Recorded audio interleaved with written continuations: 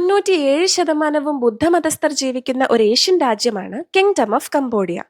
ലോകത്തിലെ ഏറ്റവും വലിയ ക്ഷേത്ര സമുച്ചയമായ അങ്കോർ വാട്ട് സ്ഥിതി ചെയ്യുന്നത് ഇവിടെയാണ്.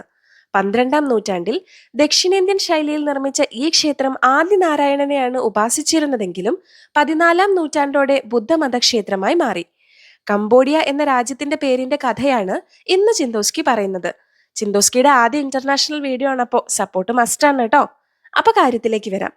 ഏറെക്കാലം ഫ്രഞ്ച് സംരക്ഷണയിൽ കഴിഞ്ഞ ഈ രാജ്യത്തിന് കംബോഡ്ജ് എന്ന ഫ്രഞ്ച് പേരുണ്ടായിരുന്നു. തദ്ദേശീയമായ ഖൈമർ ഭാഷയിൽ ഇത് കാംപൂച്ചിയ എന്നായിരുന്നു.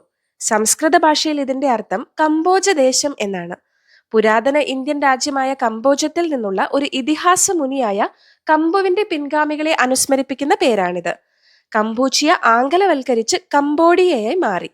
പാശ്ചാത്യ ലോകത്ത് കംബോഡിയ എന്നും കിഴക്കിൽ കംപൂച്ചിയ എന്നും രാജ്യത്തിന്റെ പേര് അറിയപ്പെടുന്നു.